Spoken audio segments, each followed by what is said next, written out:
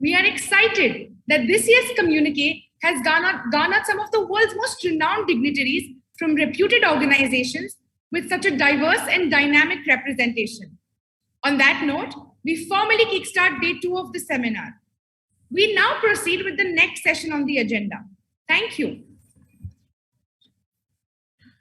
Ladies and gentlemen, it's time now to get started with the first keynote session of the day. But before we begin, it's indeed an honor for us to introduce a distinguished personality, Mr. Ashok Kumar. Mr. Ashok Kumar, a 1993 Indian Telecom Service Officer, is currently serving as Director, Wireless Access at NTIPRIT, National Telecommunications Institute for Policy Research, Innovation and Training, the apex telecom training in the country. As part of his current assignment, Sir has prepared a course on 5G mobile communications and has delivered it to the officers of ITS and other services. Sir was also nominated as a member of the expert group created by Government of India to design and develop an education and awareness training program on 5G for bureaucrats, training institutes, engineering colleges, etc.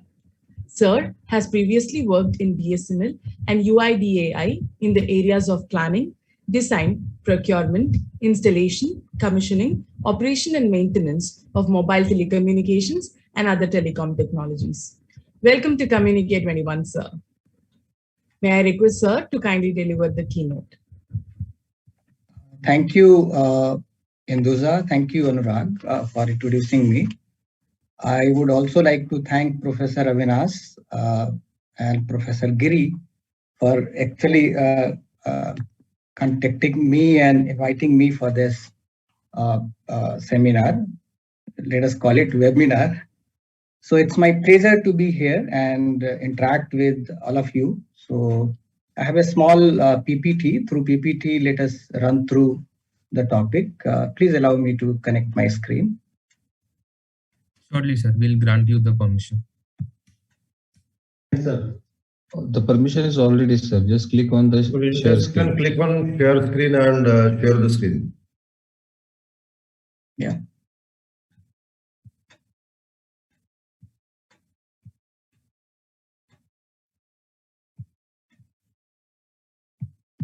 So while sharing the screen, it is okay.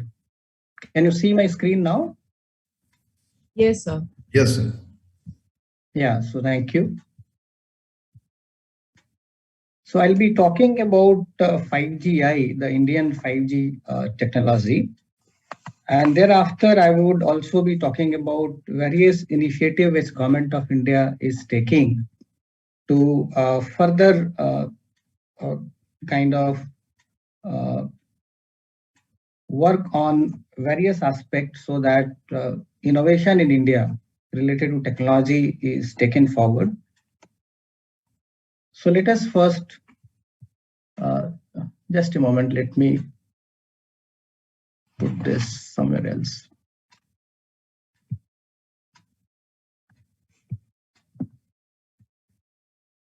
Yeah.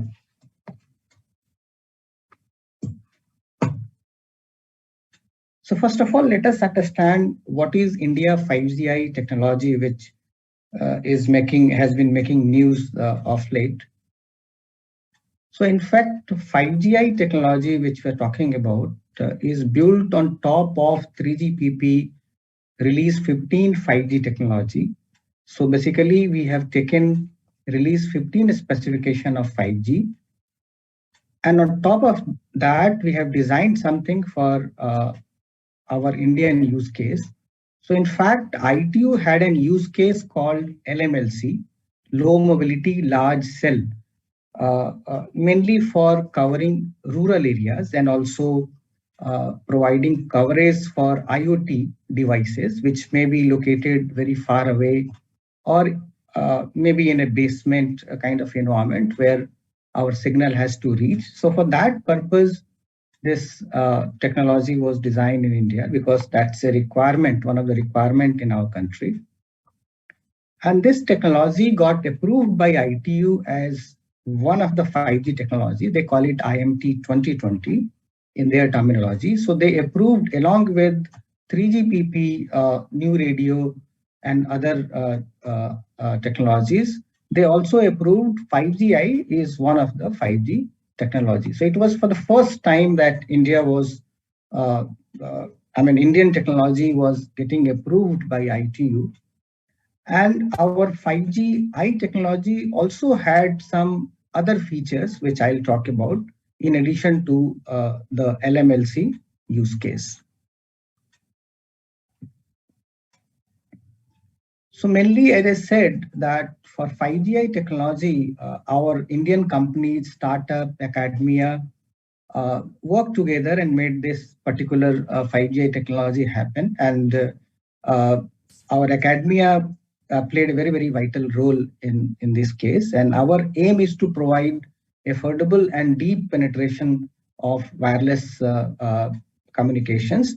So particularly, we are talking about LMLC use case, whereas the 5G by 3GPP was taking care of, dominant global need. So there, if you know the working of 3GPP, a lot of lobby group works there, and it may not be possible for a country or for an innovator to bring in and include that technology into 3GPP. There are a lot of aspects involved into it.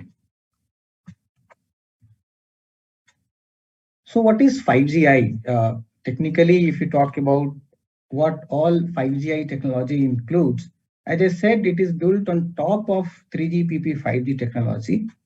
So the main technical aspect which is there in the 5G is, we call it pi by 2 BPSK with spectrum shaping. So basically what it does is that it enables our devices to work from even a far away distance compared to what coverage we can get through the 3GPP 5G technology. So basically, in technical terms, we call it PAPR, which becomes a bottleneck for our devices to work. So reduce PAPR with pi by 2 BPSK is the key. In addition to this main kind of a modulation technique which is there in 5GI, there are three more important aspects. One is the BWP configuration, intelligent BWP configuration. So basically in 5G, we have a concept of bandwidth part, and it is important for sensors and IoT and for kind of energy efficient use of the technology. And then we have a low latency sounding reference signal precoder, and also some intelligent PTRS threshold. So these were three. I'll not go into this technical aspect, but these were the key aspect of 5GI, which was there in Indian 5GI technology, in addition to whatever was there in the 3GPP. So this is something more on the 3GPP, so I'll not go into detail. Okay, so if you look at this pi by 2 BPSK modulation technique, which we have used in 5GI. So in fact, this was already present in 3GPP specification, but it was not mandatory where we wanted to make it mandatory. So basically, if you look at the 3GPP specification, this pi by 2 BPSK was there in FR1. FR1 is frequency range 1. All the frequencies below 7 gigahertz, 3GPP calls it frequency range 1. So there it was optional, whereas for FR2, which is millimeter wave, was mandatory. But in 5GI, what we are talking about is that we have made this pi by 2 mandatory even in FR1. Let me take the pointer. Okay. And this is important, particularly in the uplink direction, because the coverage limitation comes because of our devices, the power limitation in our devices, and how complex circuitry we can actually include in our devices. So all those limitation comes onto the devices. That's why this pi by 2 BPSK will be used in the uplink direction so that the devices can work from a larger distance. This slide shows the journey of 5GI onto ITU. In fact, initially, we were trying to include 5GI technologies into 3GPP standard itself, but initially we were not, we were not successful in doing that because of whatever lobby and other aspects are there at 3GPP. So we went to ITU. In fact, if you look at structure of ITU, most governments are part of the ITU and also the other organizations. So kind of we created a lobby onto the ITU to actually include our 5G technology. So we started during February 2020 when we submitted our proposal. That was an interim submission to ITU. And then the main submission happened during July 2020, right? And finally, November 2020, ITU in fact accepted or gave approval for 5G technology as one of the 5G standard, right? So this was journey of 5G at ITU. Now, as we were kind of trying to include 5G technology into 3GPP so that it becomes a global standard. So if initially we started pursuing that in India, whatever telecom gears are coming, that should comply to 5G. And we were trying to make pressers, we are trying to work with various chip vendor like Qualcomm and other OEMs that they should include 5G into whatever equipment they are bringing in our country. But there were certain resistance, right? Because that has to be because they have to maintain two technology or merge two technology. But because of that pressure and the lobbying which we kind of created, so 3GPP was in fact forced to actually accept 5G. So now if you look at this particular piece of information I have taken from 3GPP site that in their meeting which was held in December, they have agreed to include 5G in release 17 onwards, right? And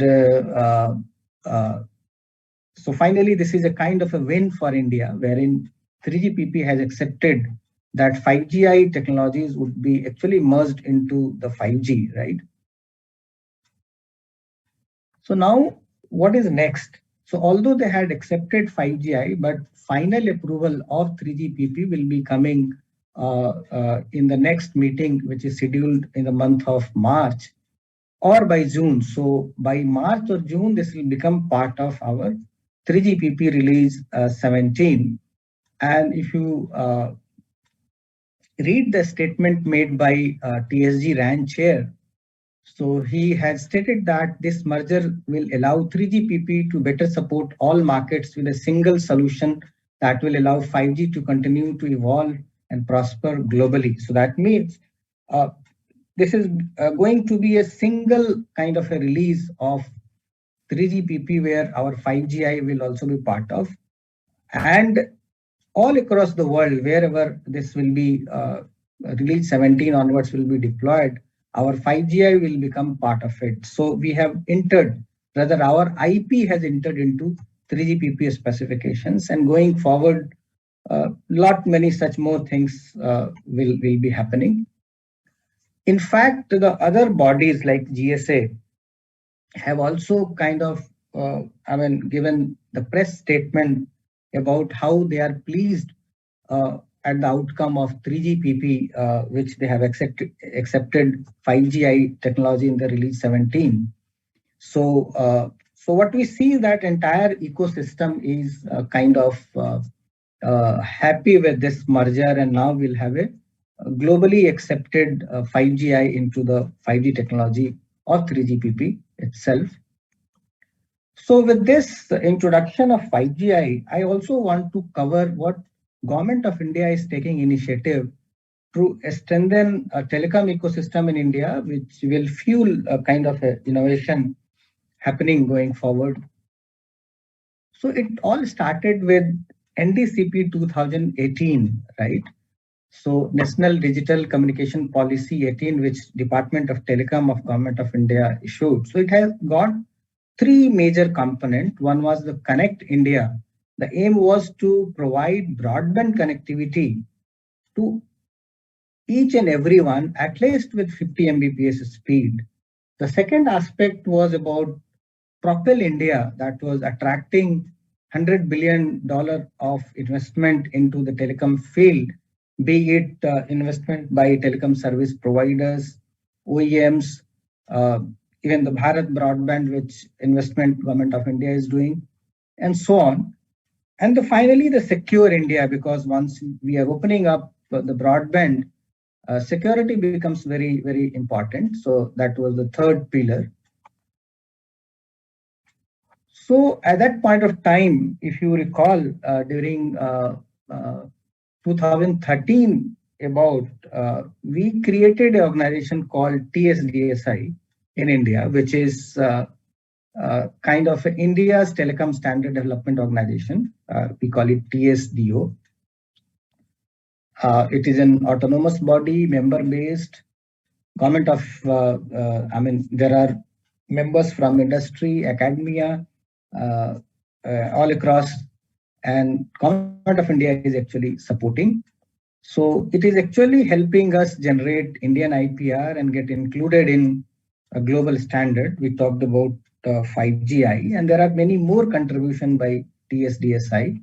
If you go to their website, you'll see that so many contributions they have made in the various telecom related standards.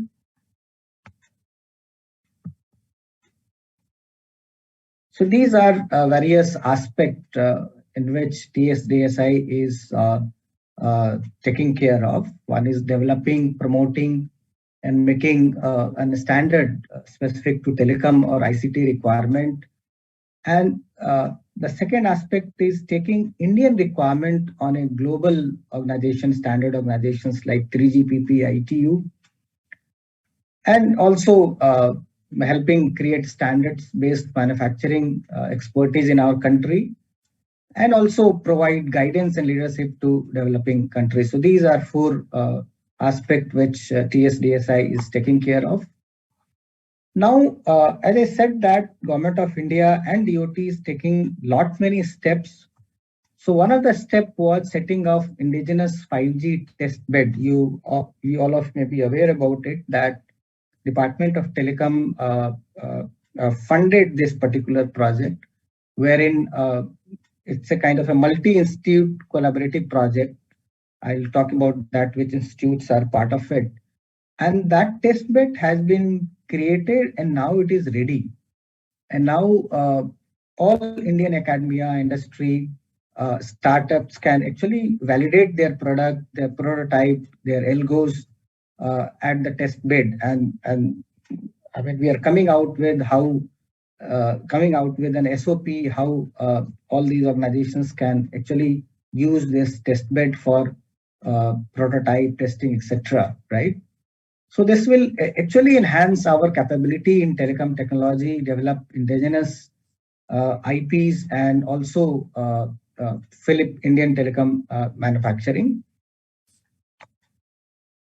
So these were 8 institutions. If you look at SEVIT, IIT Bombay, IIT Delhi, IIT Hyderabad, Madras, Kanpur, ISC Bangalore, and Samir. So these were the organizations part of Indigenous testbed, and each one of these organizations are doing in the area where they have expertise, right? For example, IIT Mumbai is doing core network part of it. IIT Delhi is doing on security, Li-Fi, IoT.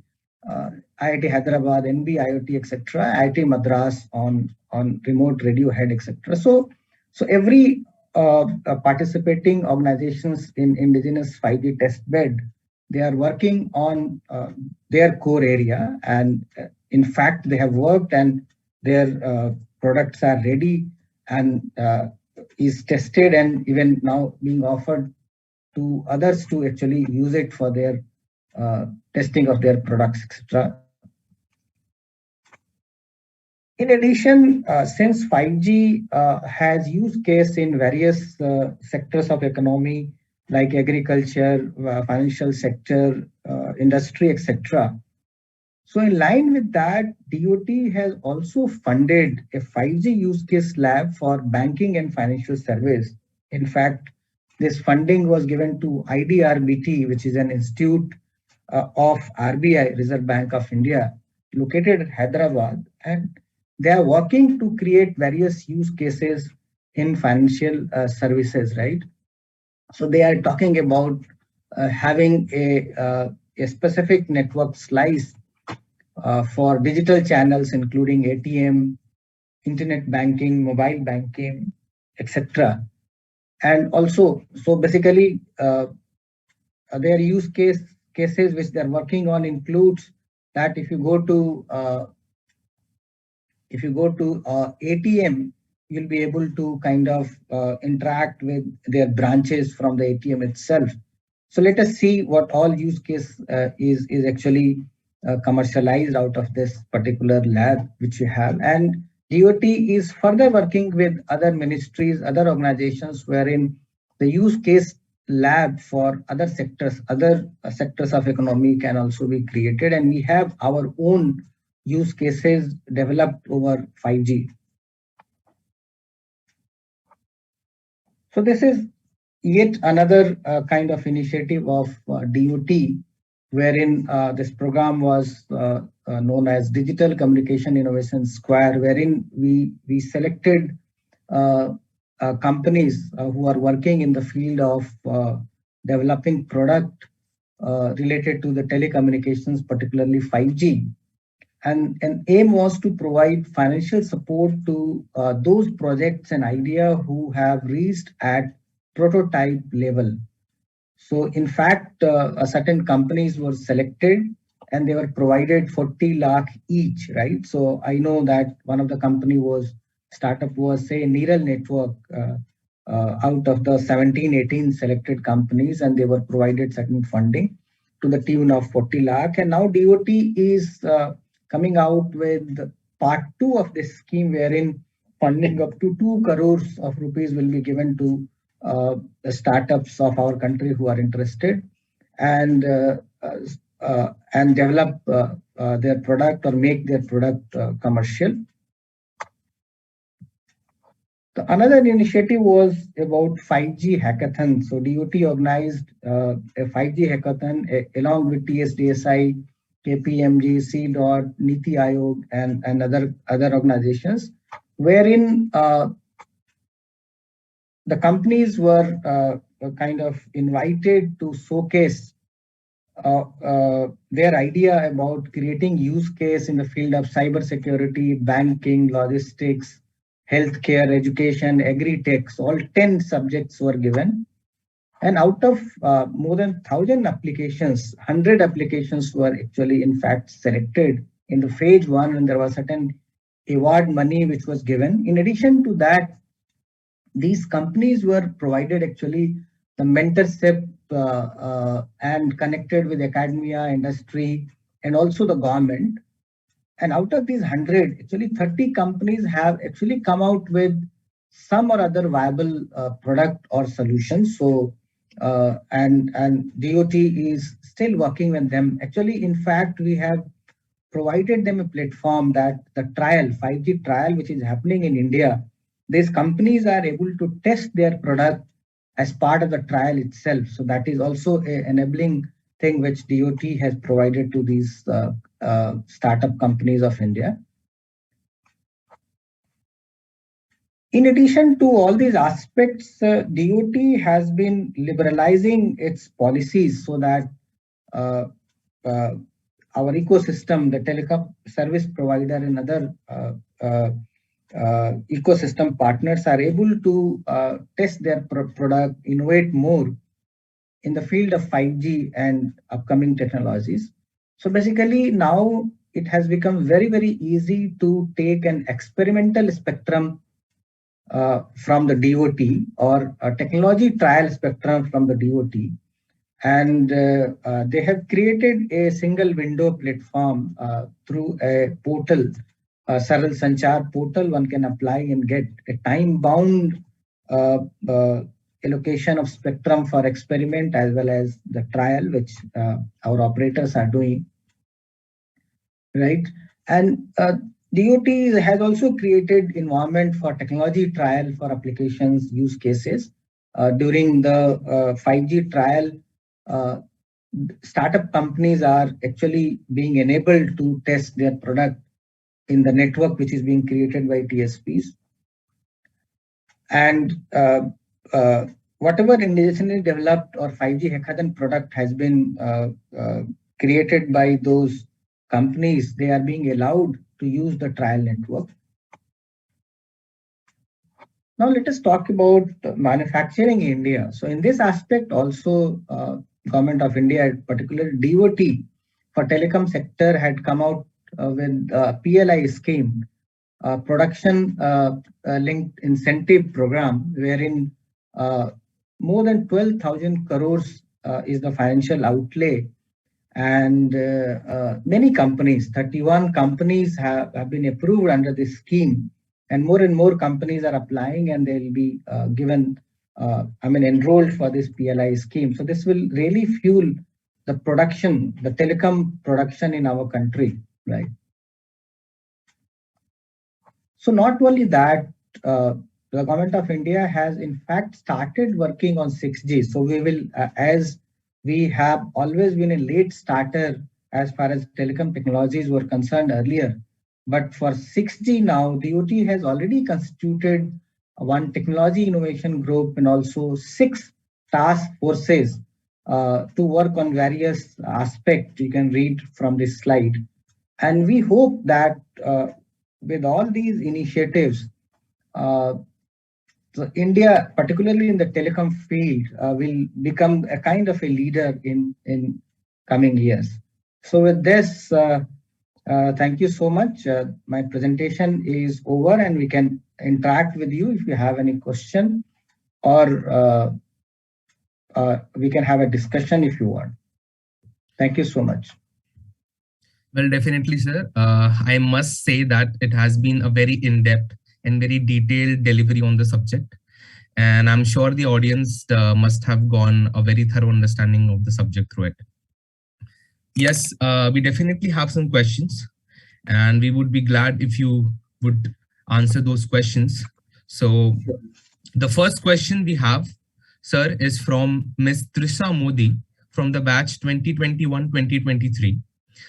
She asks, how will 5GI fuel the innovation ecosystem in the Indian telecom industry for the years to come?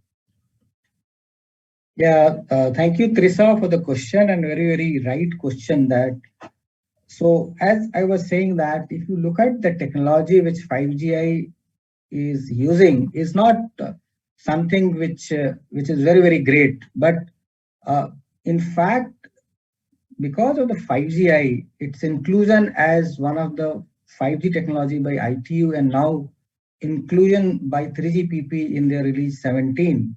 In fact, it has already fueled the innovation ecosystem in our country. As you can see that even government has started working on 6G from today itself, right? So that itself shows that how, the success which we have got of 5G has actually fueled other aspect of the technology that we have started working even in advance. And you can see that Government of India is creating a lot of enabling environment, right? So like you might have heard about various initiatives like Startup India, Atul Innovation Mission, wherein a lot of funding for the innovation is happening. PLI scheme, which I talked about, all these will actually drive it further. So thank you, Trisha, for this question. Thank you, sir. So the next question is on the lines of what you were talking now, how Government of India has started working on 6G. So the question is from Charisha Shyam Sukha of batch 2021-2023. Okay. Yeah, please. So the question is, would the acceptance of 5GI in the ITU and 3GPP open the door for a larger role for India in 6G? So thank you, Trisha. I think the answer lies in the previous discussion and also in my slides which I presented. So as I discussed that, it has been a long struggle for us to include 5GI in 3GPP and ITU. which has happened now. And as I talked about, that India is trying to create a vibrant ecosystem around telecom sector. Of course, other sectors we are also working on as a government of India, but particularly in telecom sector, which I explained. So with these all initiative, it is expected that now many IPs, intellectual property rights, Indian IPs are created, and those becomes part of global standard. Even today, if you look at various MNCs, all these MNCs are doing R&D in India, and a lot of IPs are getting created. But those IPs are getting created in the name of those multinational companies, not in India's name, right? Although our own young fellows are doing that, sitting at Bangalore, Hyderabad, Pune, and other cities. But now that a enabling environment is getting created, at least in the field of telecom, so we have hope that a lot of Indian IPs will get created, and that will become part of global standards.